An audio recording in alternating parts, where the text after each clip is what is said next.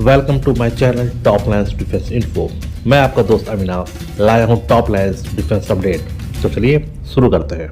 Operation सिंदूर के बाद से ही पाकिस्तान द्वारा रिक्वेस्ट किए गए सीज फायर को अपनी जीत बता के पाकिस्तानी फोर्सेस तथा पाकिस्तानी मीडिया के द्वारा कई प्रोपेगेंडा अभी भी चलाए जा रहे हैं। कभी पाकिस्तान के द्वारा इंडियन एयरफोर्स के राफेल फाइटर जेट के महिला पायलट को कैप्चर करने की न्यूज चलाई जाती है, तो कभी 3 राफेल जेट को शॉट डाउन करने का अनाउंसमेंट। लेकिन हर बार पाकिस्तान को उनके फैलाए जा रहे झूठ का पर्दाफाश कर इंडियन अथॉरिटी के द्वारा उनको मुंहतोड़ जवाब दिया जा रहा है। अभी हाल में प्रधानमंत्री मोदी ने इंडियन एयरफोर्स के आदमपुर एयरबेस पे ट्रांसपोर्ट एयरक्राफ्ट से लैंडिंग करके पाकिस्तान के द्वारा चलाए जा रहे प्रोपेगेंडा के तहत, जहां पाकिस्तान के द्वारा क्लेम किया गया था कि उसकी मिसाइल ने इस एयरबेस का रनवे उड़ा दिया है तथा वहां पे तैनात S-400 एयर डिफेंस सिस्टम को भी नष्ट कर दिया है। वहां पे पहुंचकर तथा वहां पे तैनात जवानों को स्पीच देते समय अपने पीछे खड़े S-400 मिसाइल सिस्टम को शो करके पूरी दुनिया को पाकिस्तानी प्रोपेगेंडा के बारे में बता दिया है।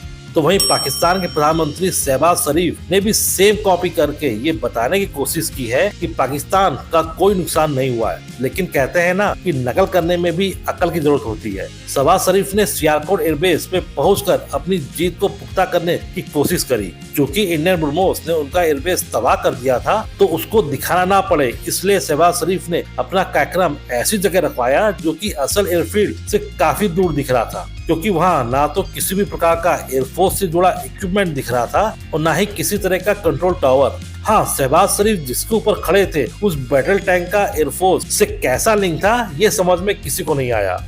पाकिस्तान का झूठ अब धीरे धीरे पूरी दुनिया को समझ में आ रहा है, जब उसके ही एयरफोर्स के पूर्व अधिकारी अपने ही सरकार के झूठ की पोल खोलते नजर आ रहा है। आप इस वीडियो को देखें।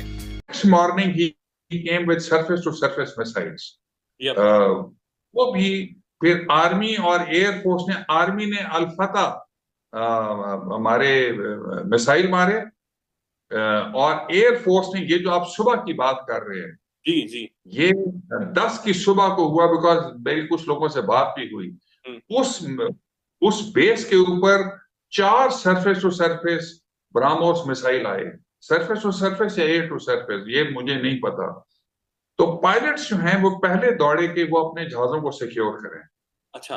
और जैसे पहला आया वो जूम करके ऊपर से दूसरा आया, फिर तीसरा आया, फिर चौथा आया, जो कि अनफॉर्चुनेटली बुलारी में डायरेक्टली आके एक हैंगर पे लगा जहां पे एक हमारा एवैक्स खड़ा था, जो डैमेज हुआ, जहां पे शहादतें भी हुई।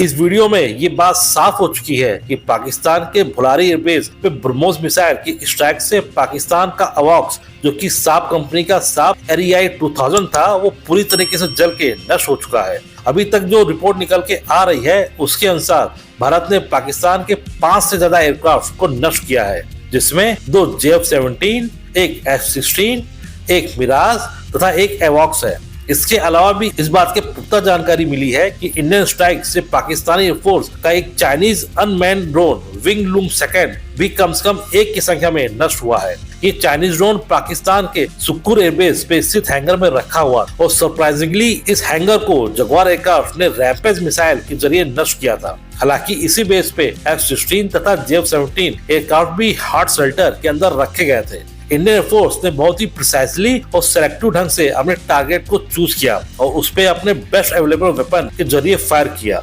इंडियन एयरफोर्स ने जिस तरीके से केवल 15 ब्रह्मोस मिसाइल के जरिए सभी 11 एयरबेस को बर्बाद किया, तो वहीं अब इस बात के ज्यादा चांसेस बढ़ गए हैं कि भारतीय वेपन्स की ताकत देख के अब पूरी दुनिया भर के देश इंडिया की तरफ आएंगे। तो वहीं इस जंग से पूरी दुनिया ने चाइनीज वेपन्स जैसे JF-17, wing loom drone, HQ-9 air defence system तथा J-10C का भी हसरत देख लिया है और अब इन देशों का चाइनीज वेपन्स से मोहभंग होना शुरू हो जाएगा।